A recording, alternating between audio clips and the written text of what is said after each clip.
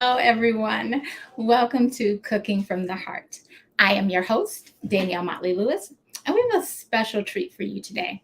I'll be joined a little bit later by our very own CEO and founder, Mr. Erik Range.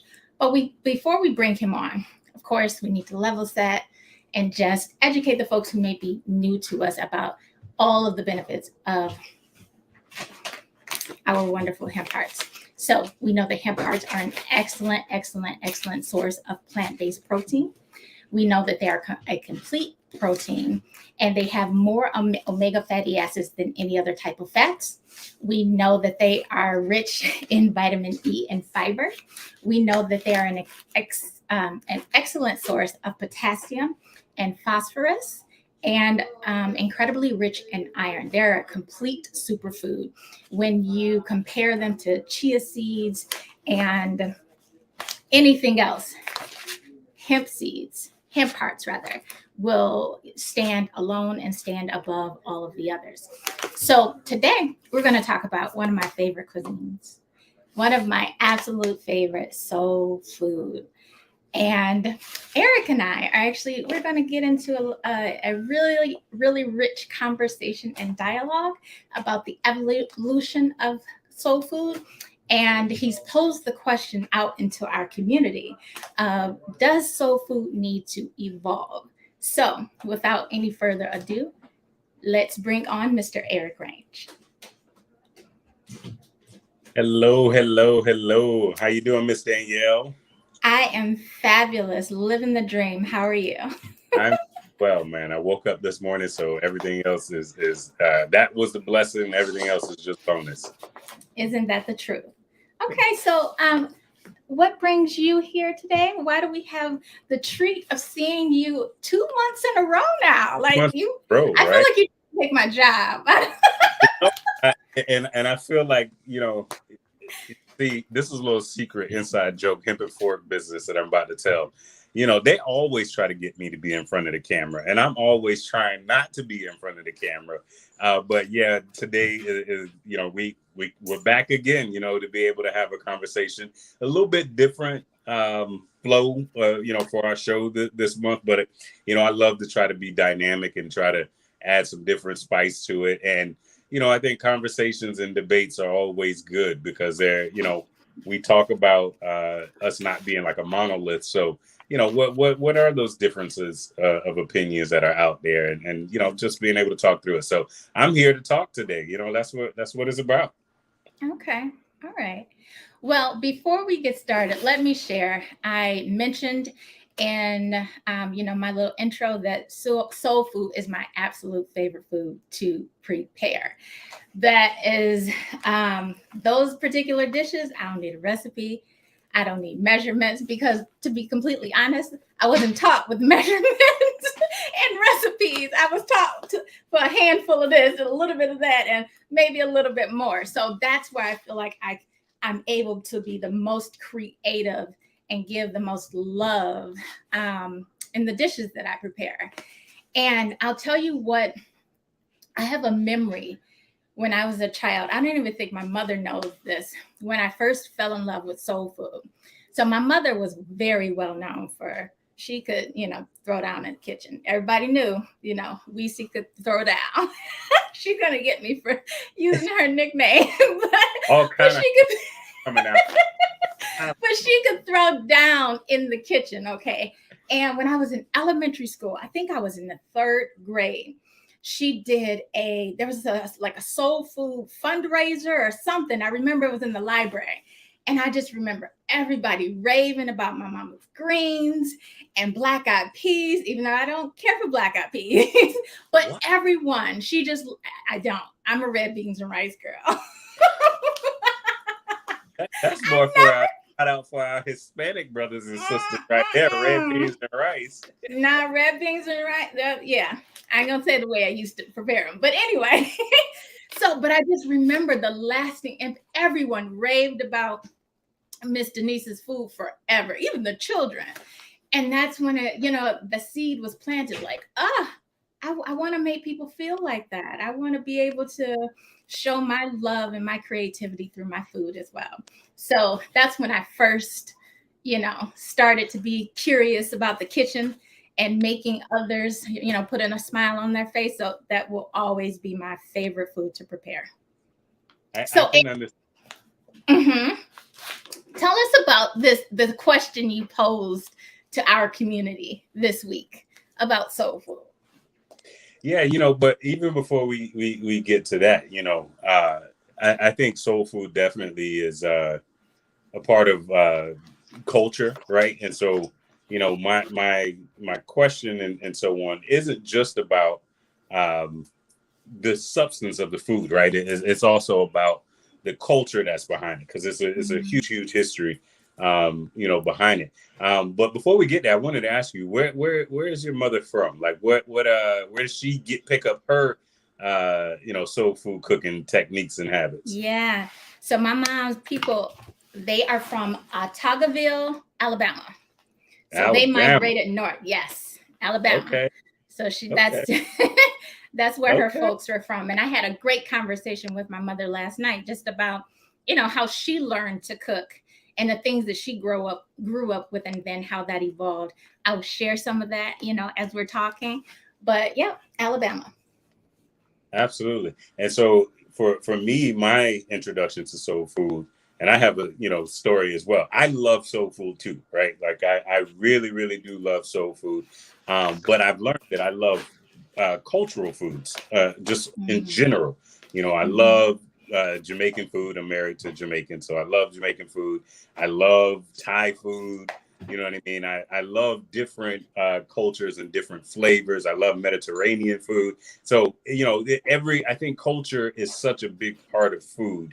Mm-hmm. And then, for me, my family is from, my mom's side of the family is from Reevesville, South Carolina. Okay. And so that's where, my introduction to soul food came from. My mother was spoiled, right? She wasn't the only girl. It was two girls, two boys, but she was the closest to my grandfather, who was the cook, right? Mm. And I guess I take after him because I'm the cook in my household as well. But my grandfather used to spoil my mother. I mean, to the point where every Sunday, my grandfather would cook these huge meals and bring over pots of food to our house. I mean, I'm talking collard greens, I'm talking black eyed peas, rutabagas. I mean, you name it, we were eating chitterlings, and all of that stuff. Chitterlings, I didn't right? say Mm-mm. I You can ever, have ever. those. Yeah, the smell turned me all the way off. But all of the different things that we love, liver. Um, I grew up eating this stuff, pork. You Mm-hmm. know what I mean? All different, every from the rooter to the tutor, pig feet, and all of it, right?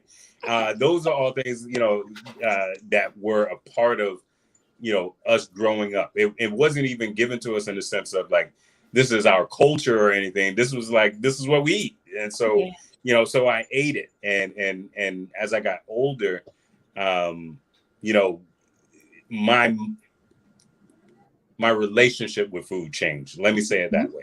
And Mm-hmm. so that is to kind of segue into what you were just saying in terms of you know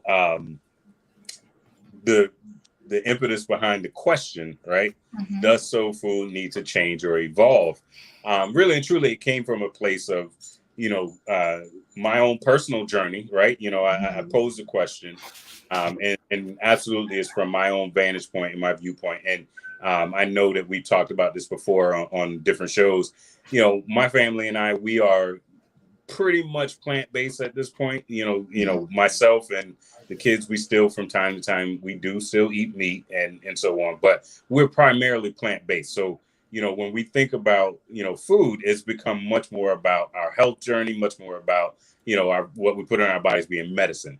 So Yeah. the question was coming from, I guess, that angle, as well as Hemp&fork being a brand that's all about eating healthy, eating or living healthy and an healthy environment. And so through those three pillars, I think about some of the things that I personally would like to see Mm-hmm. evolve around soul food that keeps those three things in mind. How are we, eating healthy, living healthy, Mm-hmm. and the healthy environment. So I don't know if that answers your question as to how I got to the question, but yeah, that's it.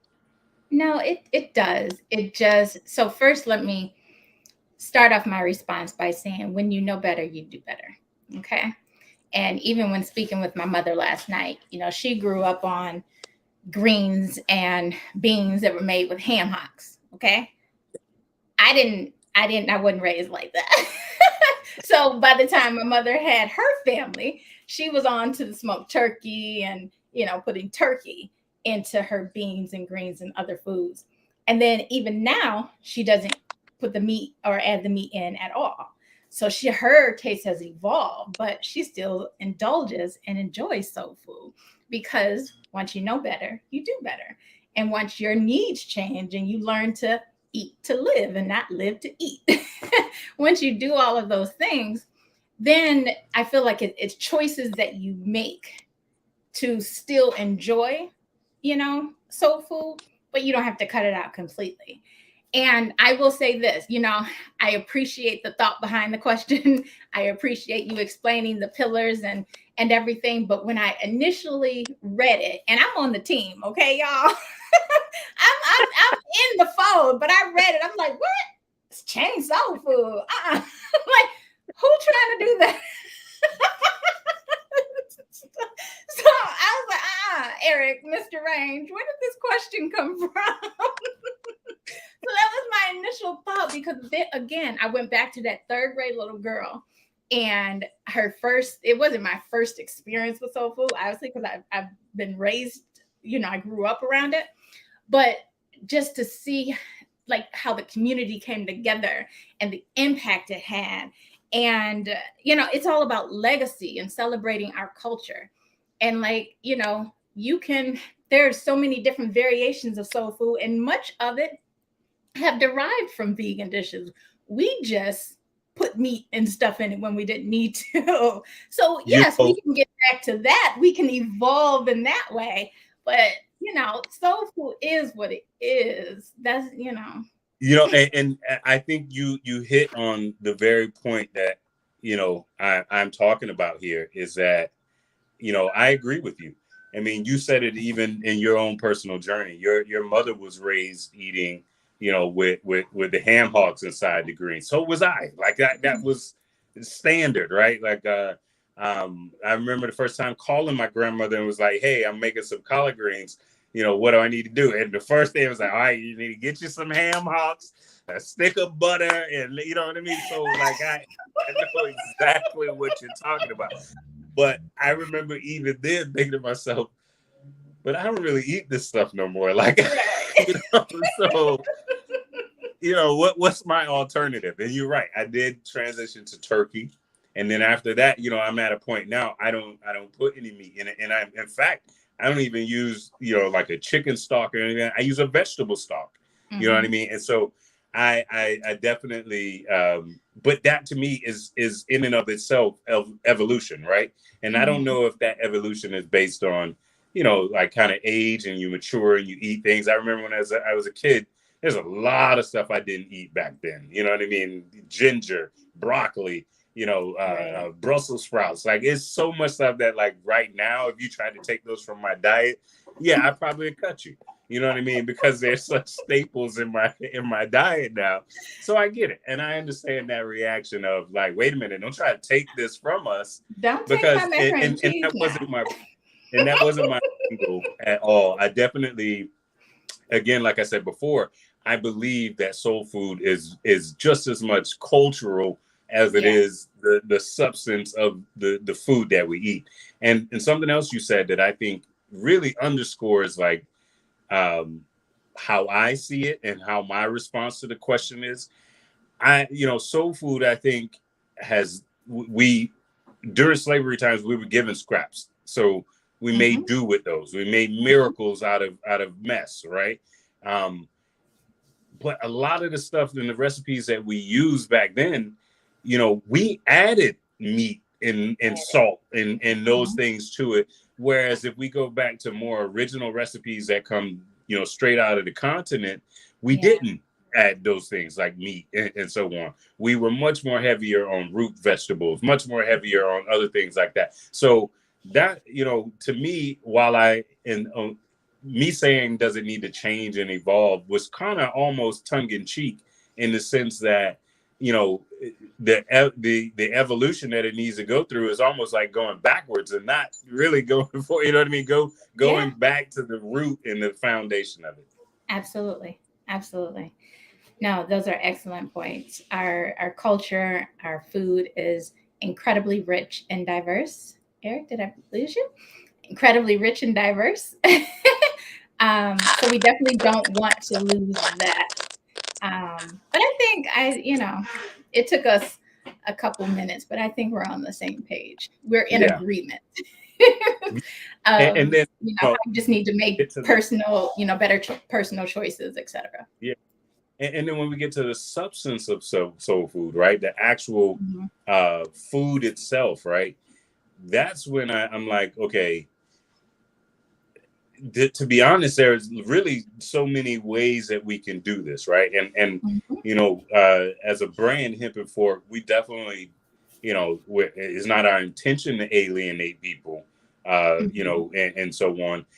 Wherever you are, you know, everybody has to start the journey at some place, right? I wasn't where I am today, you know, 2 years ago, and my journey has just been little by little finding alternatives, you know, and it's not even just with soul food. Simple things like, I'll tell you, one of the first things on my health food journey that I did was really look at sugar, because in my Mm-hmm. family, diabetes is the issue, right? Like, I got it on my Yes. dad's side, my mom's side. My mother was diagnosed when I was 10 years old, literally rushed from Super Bowl 25. I remember I was at home. My mother, we were in the Boys and Girls Club. My mother volunteered with the Boys and Girls Club at Super Bowl to raise money for the Boys and Girls Club, and had to Mm-hmm. be rushed to the hospital from Super Bowl 25, Bills versus the Giants, rushed. And that's when we found out she was diabetic. So when she came home, cooking started to change. She used less salt, less sugar, and Yeah. everything. So for me, early on in my journey, it was about looking at sugar, about, you know, focusing on what I thought was the biggest threat to my health was Mm-hmm. diabetes. So Mm-hmm. the first thing I began to do was cut out sugar as in many places that I could. And then, and that was a process. So it was like, okay, I'm buying cartons of juice every week for the family to drink. What if Mm-hmm. we, you know, instead of having a full glass of juice, we do half and half, you know, half juice, Mm-hmm. half water. Yeah. And, you know, eventually, y'all know that don't even taste good. It's watered down. So eventually Right. you're going to be like, oh, Just give it up. get the water. And so Just give it up. that, you know, you got to trick your mind like that. But that's how it started for me. And then from there, it went to, okay, no, actually, before the water, it was dairy, cutting out dairy products Yeah. and so on. And then it was water. And so little by little, you start to make better decisions. Mm-hmm. You start to make healthier decisions.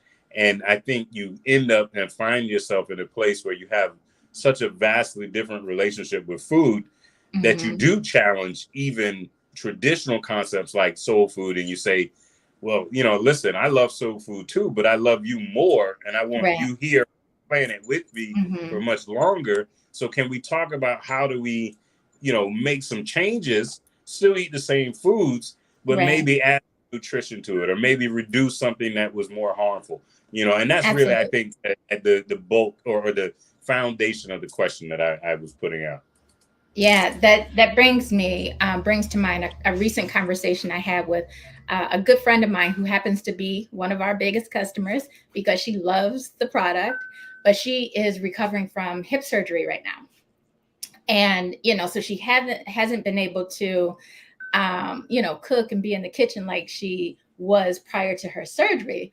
But she said, I had so many friends and family sending me Uber Eats, and I missed my hand parts. I had to sprinkle my hand parts on my Uber Eats so that I could still get it because I missed the taste so much. I was like, you know what? I'm gonna have to quote that as a testimonial. Sprinkle it on your Uber Eats. It's a starting place for some. But prior to Listen, that, she was that's incorporating how it in I most of the travel. That's what I do. That when I yeah. travel, the food that I buy out somewhere, I usually Mm-hmm. just add some hip parts. Yes. But before her surgery, she was cooking with the product all the time. And she said her partner, who's a meat and potatoes kind of man, she wouldn't tell him there wasn't meat, wouldn't tell him, something wasn't included. And she said they sat down for dinner one day and he just, cleared the plate and he was like, I don't know what those little seeds was, but that was good. I'm like, you just I coming with love it. all the testimonials. I love this. But that you have to meet people where they are sometimes and trick them and slip it in. And I may even do that in this household as well. It can be tough, the food.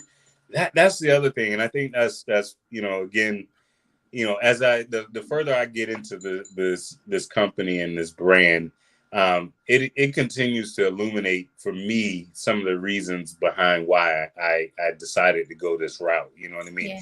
Yeah. Most of our followers, I think, know, but if you don't know, I was in cannabis long before I started Hemp&fork. So I've been in the industry for a while. I could have gone various different directions. I have gone different directions.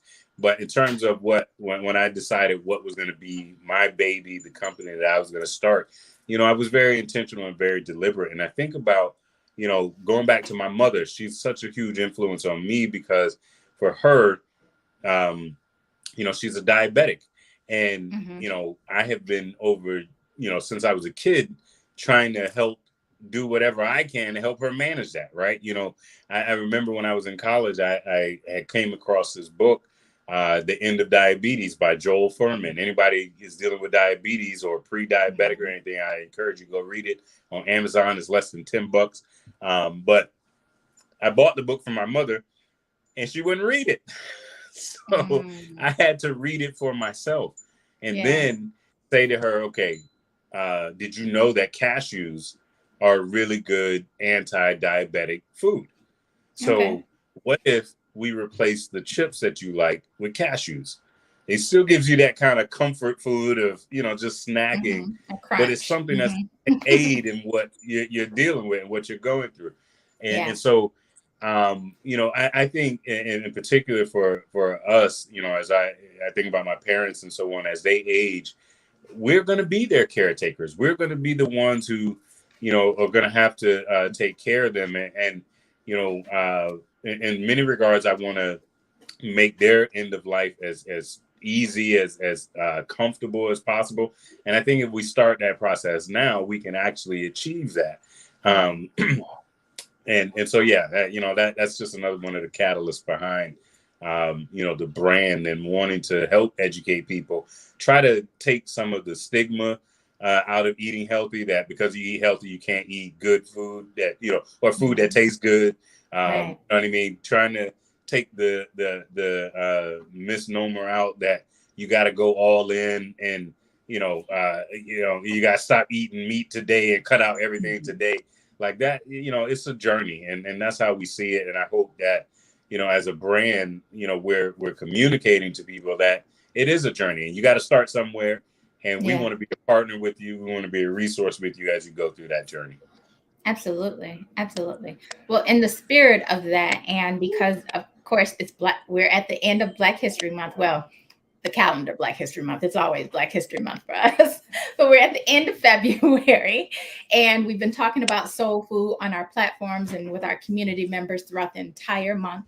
So we have a special treat for you today. We're going to throw it back. We're going to bring back two chefs who had some amazing recipes, and we'll show you just how you can start off slow. You can just, add the hemp seeds to your favorite dishes. And just, think about the transformation it'll make in your life. So the first chef we have, I believe, is Chef Joy. Is it Chef Joy from Atlanta, if I'm not mistaken? And then after her, we will have Chef Ramon from Orlando, Florida. So two very tasty dishes. So stay tuned for those. Erik? Yeah.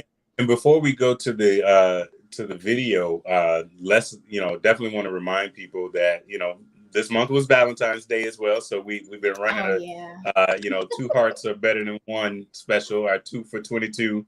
It ends on the 28th of this month. So you still got time. If you're tuning in, go to the website right now and get your 2 for 22.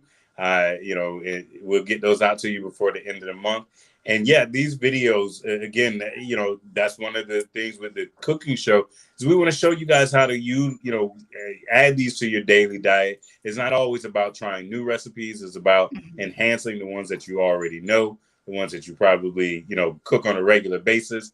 And I think those are the easiest ways to start. So yeah, I think our video is going to be a short video. We are going to go ahead and say goodbye to you guys from now, and we're going to run the video so you can check it out. Please stay tuned. If you have any questions, this video will stay up on our Hemp and Fork page, so we'll be able to see any questions that you guys ask, and we'll definitely always circle back and make sure we answer those questions for you guys. And let us know what other topics you guys want us to discuss, on the show. Danielle is always good about finding dynamic ways to talk about, I think, the health issues and health concerns that are important to us, while at the same time, giving people some new spice, some new ways to think about things. So, but thank you everybody who tuned in. Night Queen, we see you. We appreciate Absolutely. 365 Night Queen. Yeah, man. 365 for sure. Thank you guys for always tuning in and joining us. And let us know how you guys are doing with these recipes too. I hope you're trying some of them at home. And if you have your own recipes, again, remember, you can always go to the website and upload those recipes, and other people can share them to their Pinterest. They can like them, love them, all of that good stuff. So y'all bear with us for just a moment as we transition to the video, and we will see you guys in next month for another episode. See you next month.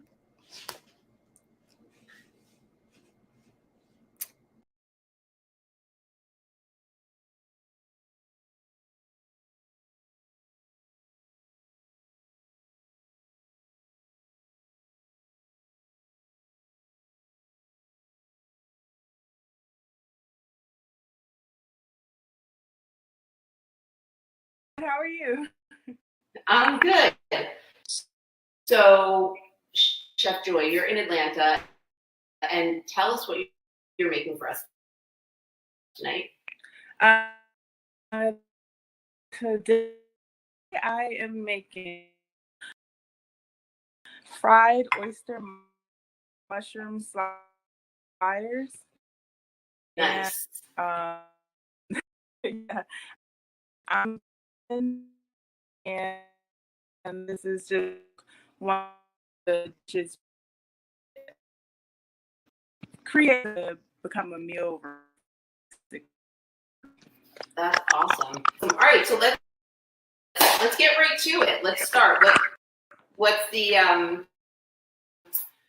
process here? So, I have fried oyster mushrooms. This is what they look like when you get them. Just I picked these up at my local Asian market. That's also for a little tip where you get the best price most of the time. All right, cool. Okay. So we're gonna start off by just cutting the root of it. Okay.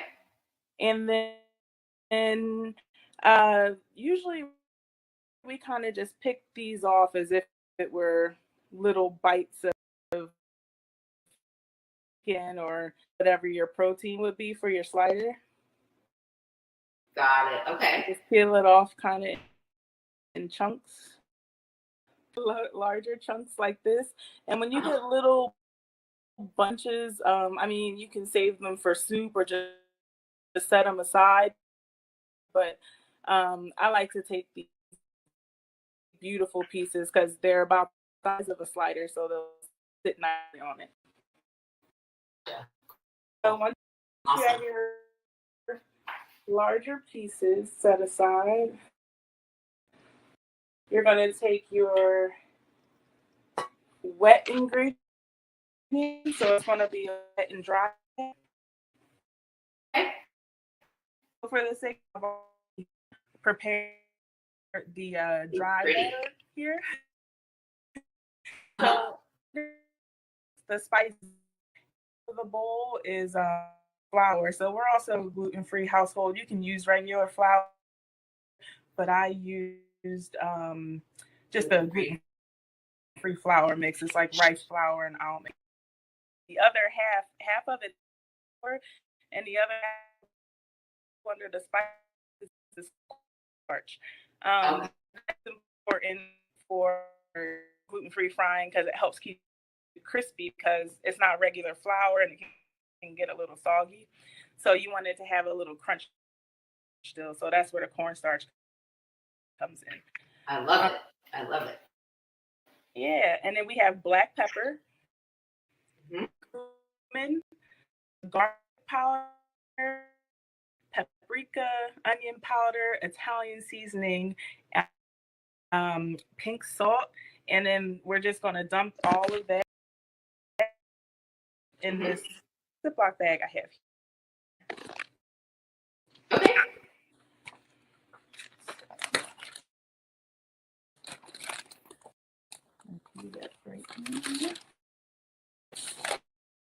Nice. So we mixed our wet batter, and this is, I'm sorry, our dry, and this is the wet batter. This is actually a bowl of pickle juice. It's a Pickle little juice. over half a cup. Yep. This is going to start our wet batter. So it's pickle juice. Mm-hmm. It's going to be a little weird. No. A quart of ketchup. Nice. Yeah. Nice. Mustard. Okay. So this Awesome. doesn't Okay, have so to be perfect or fully blended in, but you can see just how easy that was. It's literally pickle juice, ketchup, and mustard. And that's wet batter. Okay. Yep. Yes. So I'll move these tomatoes up the way.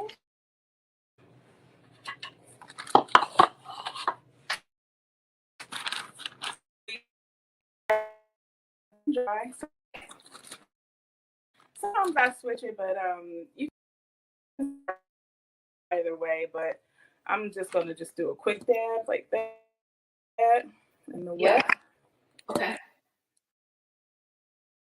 Toss it in the dry. Give it a little shake.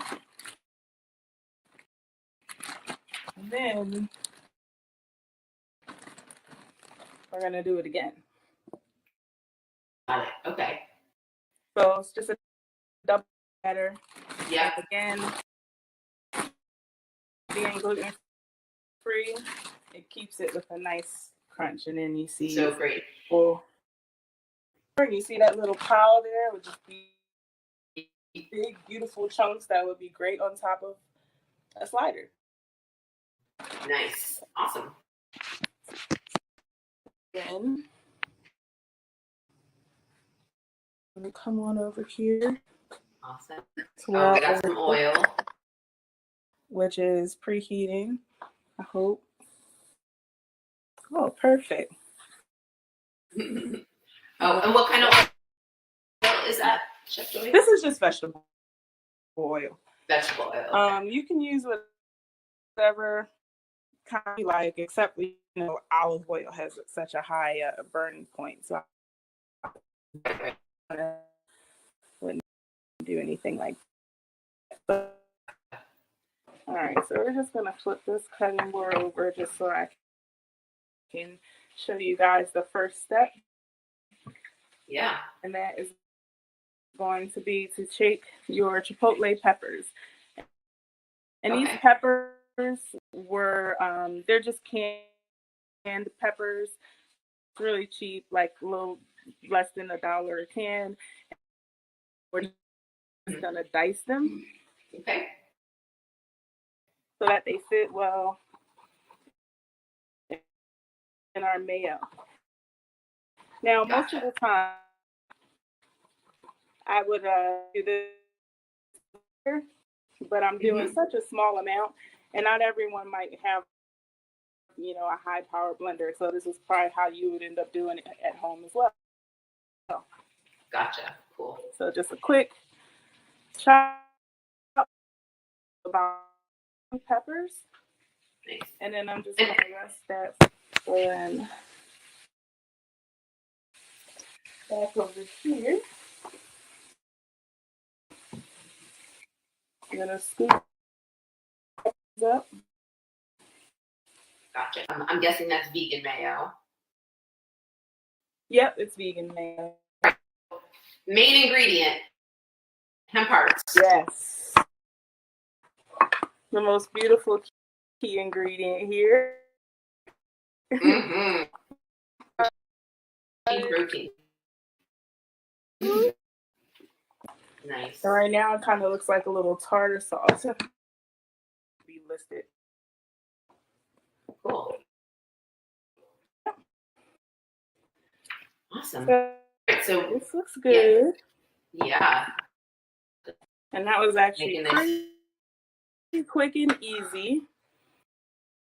Yeah, super quick and easy. I'll have a recipe for you guys tonight to share if you like. Yeah, that would be great. We'll put it, so for everybody out there watching, all the recipes we're going to do, if they're not already up on our website, we're going to put them up on our website. We saw beautiful purple cabbage. Was that arugula? It's an arugula mix of little arugula, little baby spinach, just a couple Cool. of herbs. All right, show us the layering.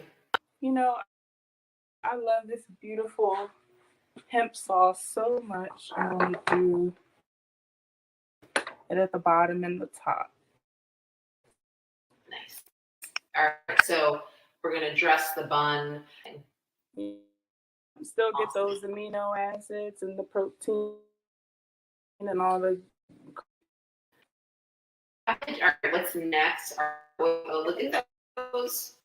Yes, our juicy Mm, fried oyster mushrooms. Looking great. that's amazing.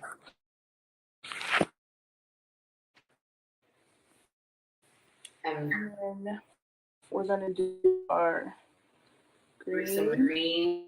All right, just put Nice. a full pile on top. Let's get this one going. That's a big bite. Yes, it is. And you can do the cute little toothpicks if anyone listening wants this for a little party. Sure. Pick on top would just be really cute. Beautiful. Look at that. That is amazing. Thank you so much, Chef Joy. No problem. Those look delicious. Oh, It's cute. oh, we're So you get the drip. That looks so good. I'm definitely getting hungry, even though I've had before this. Just smear. There we go. So yeah, that Nice. is it, Oh, guys. that looks amazing. Thank you so much, Chef Joy. So that was fried oyster mushroom sliders with hemp seed chipotle mayo. There's the original finished. So awesome. So thank you so much, Chef Joy.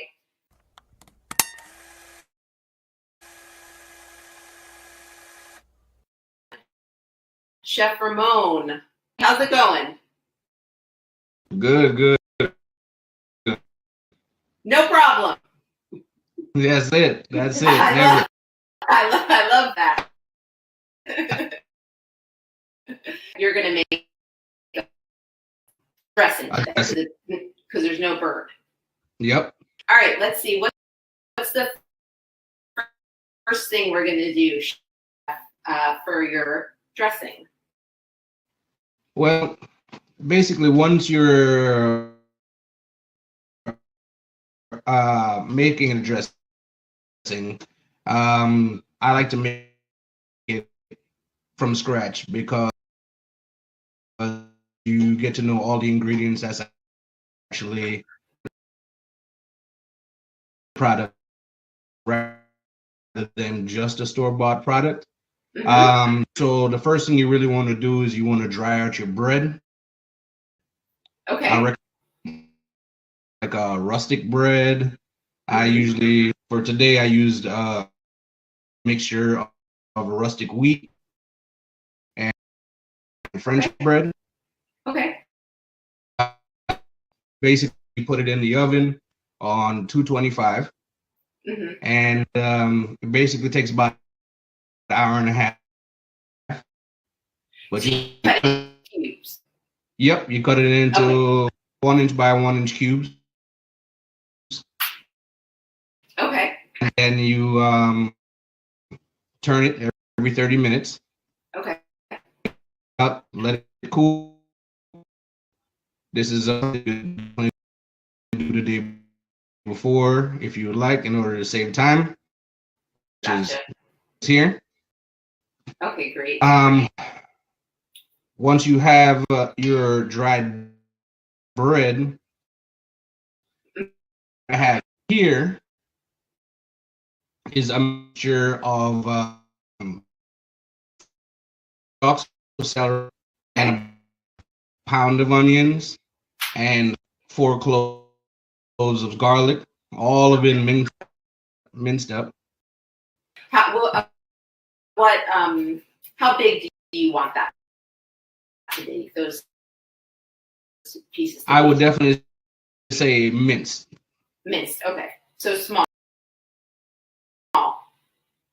Yes. Yeah. Okay. Great. Then what I do is for the time that you basically pour tablespoons of butter, and you put it in a saute pan, medium to medium high, depending on your. Okay. And then you soften the celery and. Got it. Okay. And it takes about 10 minutes. And then once everything is soft and basically translucent, then you're going to add of sage. Okay. And about 6 sprigs of thyme in the pot, and cook for about 2 to 3 minutes until it's fully incorporated. And is that all those herbs? Are they cut up fine, or you put them in whole, more for an infusion of? The sage itself is minced up as well, but the thyme is, once you take it off, take the leaves off the stem. Right. Then you that. Perfect. Okay. All right. So basically, like I said, in reference to thyme, I went ahead and I pre-cooked that. All of that, I have 2 cups of chicken broth I use, but vegetable broth is completely okay. With 2 eggs that I've already whipped. Okay. Once you have that fully incorporated,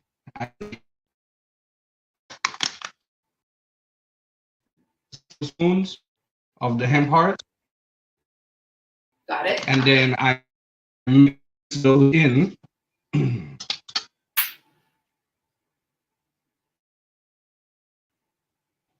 To get that product fully incorporated. Is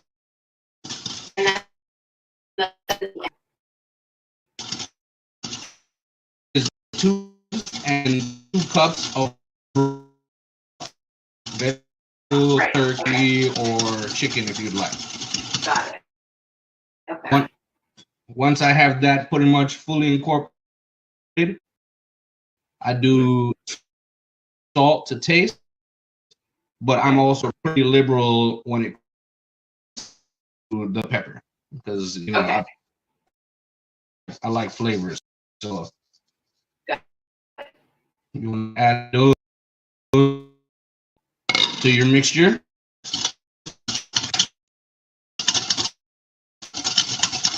Nice. So what's next now with our stuff? All right. So basically, as far as my bread is concerned, my fully dry bread, I go ahead, I take my onion, celery, garlic, sage, and thyme mixture. Okay. I put it right over the bread. Now the bread is approximately 10 cut. Okay. That's a lot. And then you want to fully mix everything in to get everything fully incorporated. And that's the mixture with the celery and the onions. You didn't put the wet mixture in. The wetter mixture. Not as yet. Okay. You want to get this fully incorporated first. All right. Once you're comfortable and bread is pretty much evenly coated, then you go ahead and add your wet mix. You want to pour it right over the top. Make sure it touches right over the top. So now you've mixed everything. We have the bread, we have the egg mixture, we have the celery mixture. You put the hemp seeds in the egg mixture. All right. So then what I have is a 9x13 pan, lightly oiled. Mm-hmm.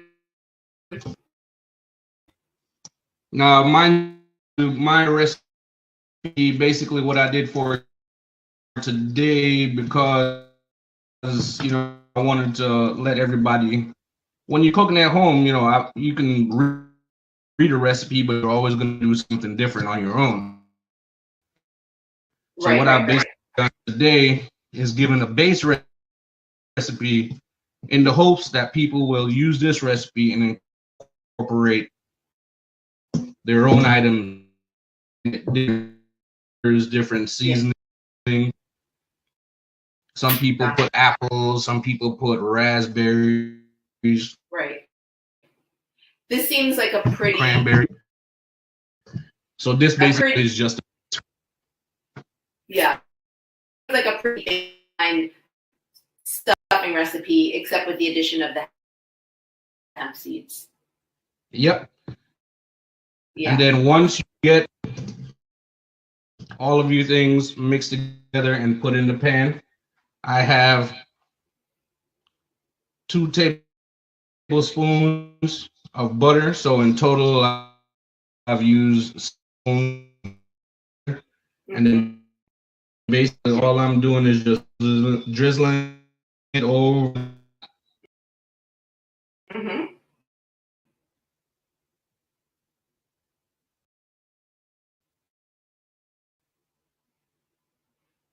Nice. Once that's complete, you want to put tinfoil over the top, but you want to close it as tight as you can get. Okay.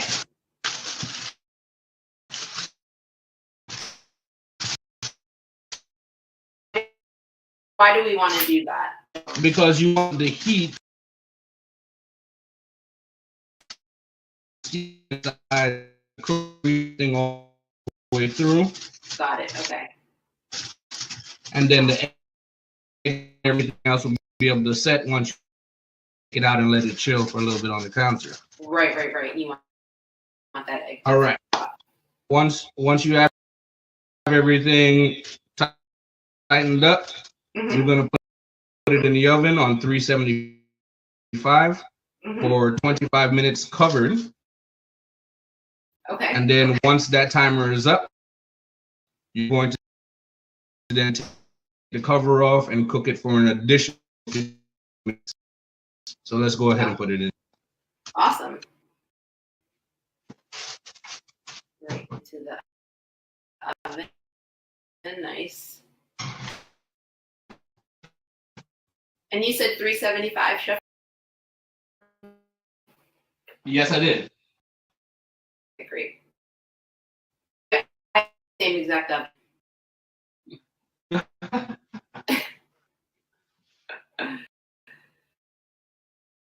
Look at that. All right. Hemp parts. Hemp parts. Right. Hemp and fork. Again for So time. magic television. You're done stuffing. Let's see that delicious. I'm sorry, dressing. A little garnish there. Man, that beautiful, beautiful, awesome. Thank you so much, Chef Ramon from Orlando. If somebody wants to get in touch with you. Best way for me right now is directly through the company fork. Okay, great. Then I'll be able to help respond and even give added extras in order to spruce up their dressing. Awesome. Well, I'm sure everybody's going to keep an eye on hemp&fork.com for some of those recipes that we'll test, and you can put on the website for everybody else to enjoy them. So thank you so much, Chef Ramon. My pleasure. My pleasure.